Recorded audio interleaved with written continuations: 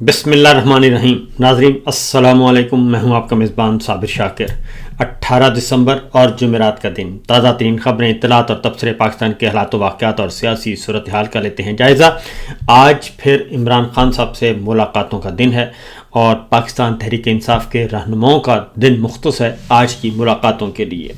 ملاقاتیوں کی فہرست اڈیالہ جیل کے حکام تک پہنچا دی گئی ہے، لیکن جو گزشتہ شب کیا گیا، منگل کی شب پاکستان تحریک انصاف کے رہنماؤں کے ساتھ، وکلاء کے ساتھ اور عمران خان صاحب کی فیملی کے ساتھ، سیاسی کارکنوں کے خلاف، وہ ہمارے سامنے ہے اور اس بات کا بہت زیادہ امکان ہے آج بھی ملاقات نہیں ہونے دی جائے گی اور معاملہ پیچیدہ سے پیچیدہ تر ہو رہا ہے، پریشر بڑھتا جا رہا ہے اور انسانی حقوق کی عالمی تنظیمیں، عالمی ادارے بھی میدان میں آ چکے ہیں۔ عالمی ذرائع ابلاغ بھی اب اس کو رپورٹ کر رہے ہیں کہ یہ انسانی حقوق کی خلاف ورزی ہے جو عمران خان اور دیگر سیاسی رہنماؤں کے ساتھ، بشرا بی بی کے ساتھ جو کچھ جیل میں سلوک کیا جا رہا ہے، غیر آئینی، غیر قانونی اور عالمی قوانین کی یہ صریحاً خلاف ورزی ہے۔ ایمنسٹی انٹرنیشنل اس کی مذمت کر چکی ہے، وارننگ جاری کر چکی ہے۔ یو این ہیومن رائٹس، اقوام متحدہ کا جو ہیومن رائٹس سیل ہے، وہ بھی اس بات کو ایڈریس کر چکا ہے، اس ایشو کو، جبکہ یورپی یونین کے ساتھ ساتھ ہیومن رائٹس جو کونسل ہے پاکستان کی، اس نے بھی اس بارے میں آواز بلند کی ہے۔ تو انسانی حقوق کی تنظیمیں اس کو رپورٹ کر رہی ہیں، اس لیے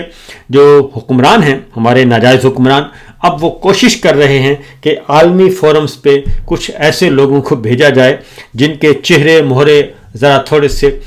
لبرلز ٹائپ ہوں اور جو انگریزی اچھی بول سکیں اور بے شک وہ جا کے تھوک سے ہی چاٹیں۔ تو بہرحال یہ سب کچھ کیا جا رہا ہے، تو ہنسی آتی ہے کہ ایسے لوگ ماشاءاللہ سے اچھے خاصے دانشور، اچھی خاصی عزت بنی ہوئی تھی، تو کیا ضرورت پڑی تھی مشرف زیدی صاحب کو یہ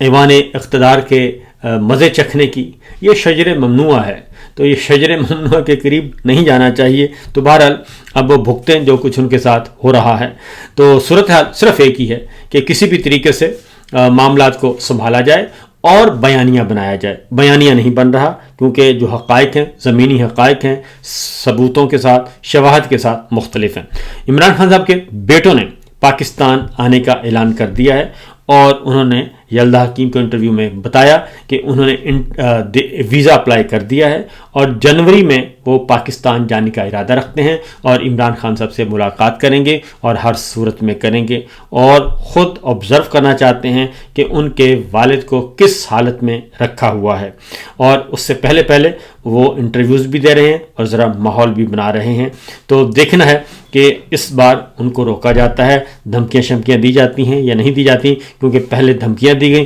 اس کے بعد پھر پیچھے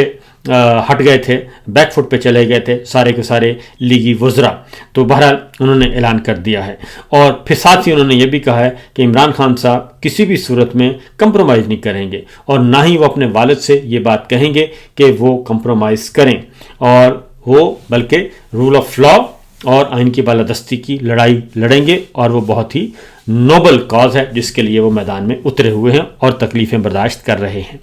آگے بڑھتے ہیں۔ یہ ساری صورتحال کے پیش نظر یہ سارے پولیٹیکل وکٹمائزیشن کی طرف لگے ہوئے ہیں۔ میں ذرا کچھ اور خبریں بھی آپ کے ساتھ شیئر کرتا ہوں، اور کیونکہ ان کے اپنے جو مہرے ہیں وہ بھی پٹ رہے ہیں بڑے برے طریقے سے، اور اب ان کے اپنے جو جج صاحبان ہیں جنہوں نے انسٹال کیا گورنمنٹ نے، خاص طور پہ 26ویں غیر آئینی ترمیم کے بعد اور 27ویں غیر آئینی ترمیم کے بعد، ان میں ایک آنریبل جج ہیں امپورٹڈ سرکار جسٹس سرفراز ڈوگر صاحب، اسلام آباد ہائی کورٹ۔ ان کو خاص طور پہ مسلط کیا گیا اسلام آباد ہائی کورٹ میں ان آزاد منش ججز پہ جو پریشر برداشت کر رہے تھے اور ان کے پسند کے مطابق فیصلے نہیں دے رہے تھے۔ وہ عمران خان ہوں، وہ پاکستان تحریک انصاف ہو، وہ میڈیا کے خلاف جھوٹے مقدمات درج ہوں، وہ انسانی حقوق کا علم بلند کیے ہوئے تھے اسلام آباد ہائی کورٹ پوری کی پوری۔ پھر آپ کو معلوم ہے کہ 6 آنریبل ججز نے خط لکھا، پھر ان میں سے رہ کے 5 اور 5 آنریبل ججز ابھی تک ڈٹے ہوئے ہیں۔ جسٹس محسن اختر کیانی صاحب ہیں، بابر ستار صاحب ہیں، جسٹس سمن رفعت امتیاز ہیں، جسٹس جہانگیری ہیں، جسٹس سردار اعجاز اسحاق ہیں، یہ سب کے سب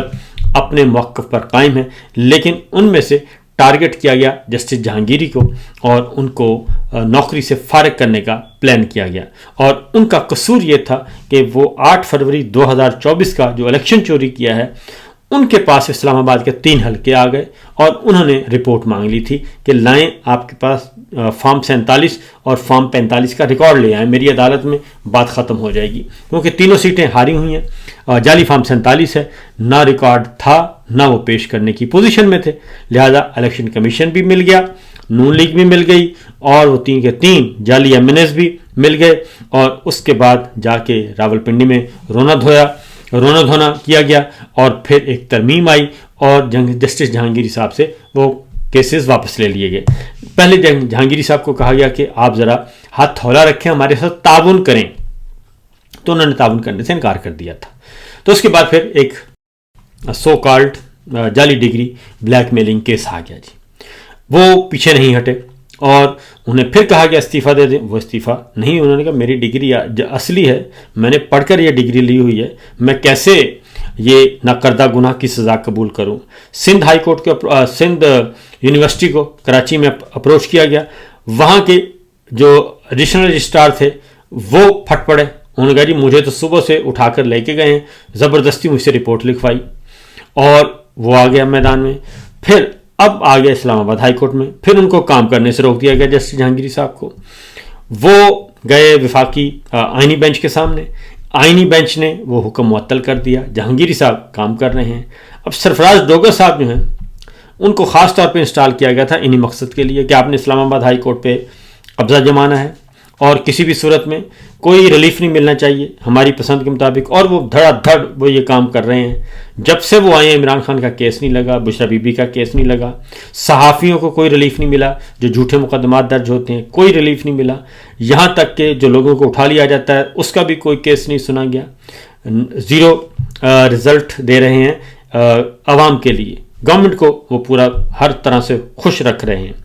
اور ان سے ملاقاتیں بھی کر کے دیکھنی، لیکن وہ نہیں آ رہے باز جی، وہ ڈٹے ہوئے ہیں۔ انہوں نے کہا جی جو لے کے آئیں مجھے، اسی وجہ یہ ہے کہ جسٹس محسن اختر کانی صاحب نے چیف جسٹس بننا تھا، اور ڈیجورے چیف جسٹس ابھی بھی وہی ہیں، کیونکہ 1973 کا آئین تو موجود ہے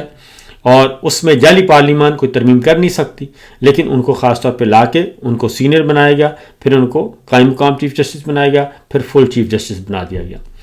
اب مقدمہ بھی وہ جسٹس جہانگیری صاحب کے خلاف سن رہے ہیں، ہوا یہ کچھ، اب ہیئرنگ ہو رہی ہے، کل ان کے خلاف سپریم جوڈیشل کونسل میں ریفرنس فائل کر دیا جسٹس جہانگیری صاحب نے ثبوت کے ساتھ، اور وہ خود اپیئر ہوئے کورٹ میں، اور انہوں نے کہا کہ مجھے مناسب وقت دیں جواب دینے کے لیے، لیکن جواب نہیں دیا گیا، ٹائم نہیں دیا گیا ان کو، جلدی ان کو فارغ کرنا چاہ رہے ہیں۔ بالآخر جسٹس جہانگیری صاحب نے وہ پوری کی پوری کہانی کھول کر بیان کر دی اور سپریم جوڈیشل کونسل میں اپنا ریفرنس بھیج دیا۔ 3 سینئر موسٹ وکلا جو ہیں، اکرم شیخ صاحب، صلاح الدین صاحب، ان کو انہوں نے انگیج کیا،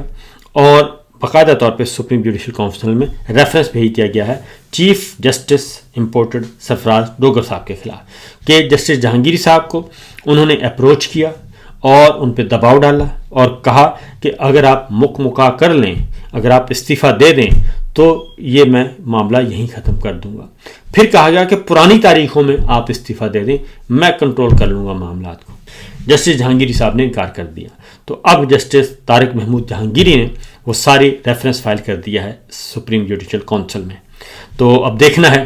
کہ ان کے ساتھ کیا سلوک ہوتا ہے۔ اگر تو میرٹ پہ معاملہ سنا جائے تو جسٹس ڈوگر صاحب نہیں بچتے،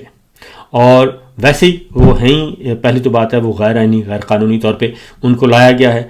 پہلا تو وہ معاملہ ہے، اور دوسرا اس معاملے میں بھی اگر آپ کسی جج کو بلا کر مکا کرنے کی کوشش کریں اور حکومت کے نمائندے بننے کی کوشش کریں، ایگزیکٹو کے نمائندے بننے کی کوشش کریں اور ان کا مقصد پورا کرنے کی کوشش کریں، تو یہ از خود ایک جج کے کوڈ آف کنڈکٹ کے خلاف ہے۔ تو ایک تو یہ خبر ہے جی۔ دوسری، اب معاملات جو ہیں وہ ان کے ہاتھ میں کس حد تک، پاکستان کے حالات کس حد تک خراب ہیں۔ اس سال 51,000 لوگوں کو آف لوڈ کیا گیا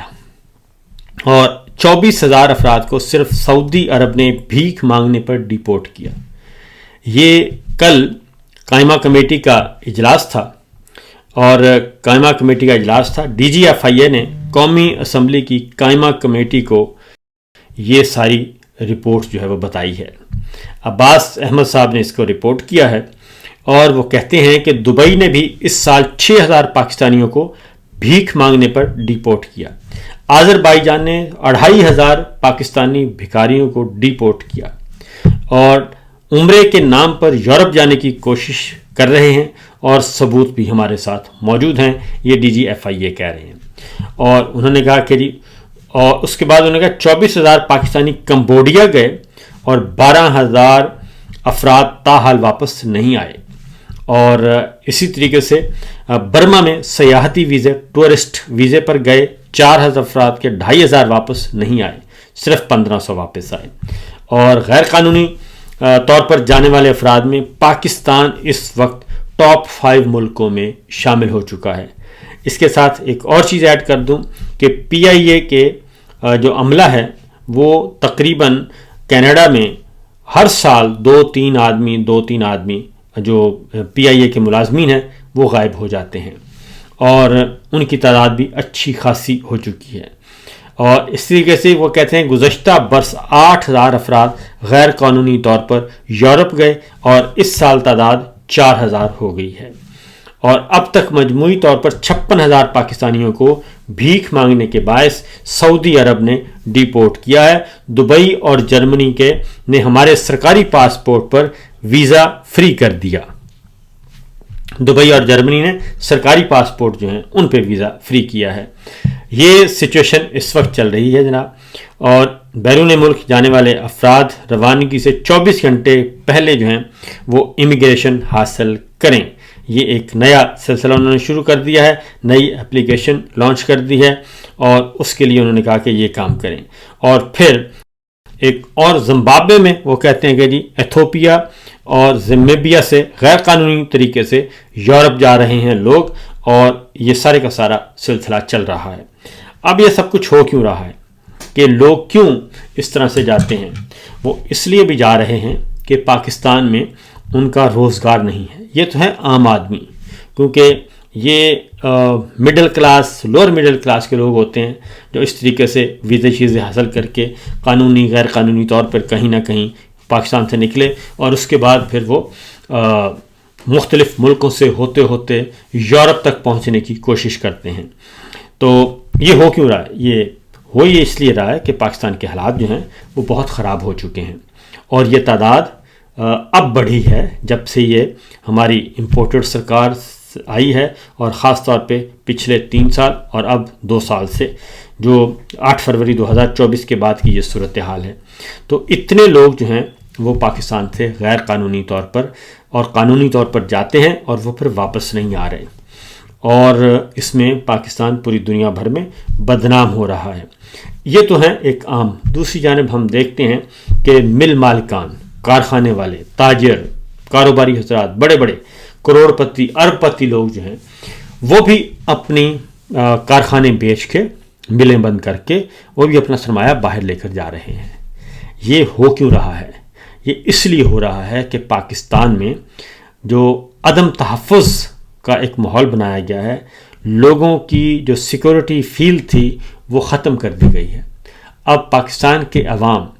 خواہ وہ کاروباری ہیں, خواہ وہ سرکاری ملازمین ہیں, خواہ وہ عام شہری ہیں, خواہ وہ صحافی ہیں, خواہ وہ جج ہیں, خواہ کوئی بھی ہے, وہ سیاستدان ہے, وہ اب ان میں جو انسیکورٹی پیدا کر دی گئی ہے کہ اب آپ اپنے گھروں میں اپنی چار دیواری میں بھی محفوظ نہیں ہیں. کسی وقت کوئی بھی دروازہ توڑ کے اندر داخل ہو سکتا ہے اور آپ کو بے توقیر کر سکتا ہے, آپ کو بے عزت کر سکتا ہے, آپ کو اٹھا کر لے جا سکتا ہے. یہ پچھلے 3 سال سے یہ سلسلہ چل رہا ہے اور یہ سب کچھ اس لیے ہو رہا ہے کہ جعلی نظام, جعلی رجیم کو تقویت دی جا رہی ہے اور کچھ بھی نہیں. اب دوسری جانب جہاں ایک اور خبر ہے تو یہ اس لیے کہ پولیٹیکل وکٹمائزیشن پہ لگے ہوئے ہیں وہ سارے کے سارے اور اصل جو معاملات ہیں اس پہ توجہ نہیں دے رہے اور اس کو اس طریقے سے قابو کر رہے ہیں. تو اگلی خبر جو گزشتہ منگل کی شب اڈیالہ جیل کے باہر شب خون مارا گیا اور کیمیکل پانی پھینکا گیا اس میں دفعہ 144 کی خلاف ورزی پر بھی مقدمات درج کیے گئے، دہشت گردی کی دفعات لگائی گئیں اور 14 سیاسی کارکنوں کو دہشت گردی کی عدالت میں پیش کیا گیا، انسداد دہشت گردی کی عدالت میں پیش کیا گیا اور وہاں پہ ان کو پھر پولیس کے حوالے کیا گیا. یعنی ظلم بھی کر رہے ہیں اور مقدمات کا اندراج بھی زور شور سے کروا رہے ہیں اور کہیں سے بھی ان کو شرم حیا نہیں آ رہی. اور بیرون ملک سے جو خبر ہے جی اوورسیز پاکستانیز، اب لندن میں اعلان کیا گیا ہے انصاف اسٹوڈنٹس فیڈریشن ISF کی طرف سے کہ اوورسیز چیپٹر جو ہے وہ ہر منگل کے روز، جس دن عمران خان صاحب سے ملاقات کا دن ہوتا ہے، پاکستانی ہائی کمیشن لندن اور ملک بھر میں، دنیا بھر میں جو ہے وہ قونصلیٹ خانے جو ہیں پاکستان کے سفارت خانے، وہاں پہ ہر منگل کے دن احتجاج کیا جائے گا. اس احتجاج کو روکنے کی کوشش کی گئی تھی لیکن وہ ناکام ہو گئی اور پاکستان تحریک انصاف کا جو نوجوان طبقہ ہے وہ جیت گیا. فی الوقت اتنا ہی، اجازت دیجیے، اللہ حافظ.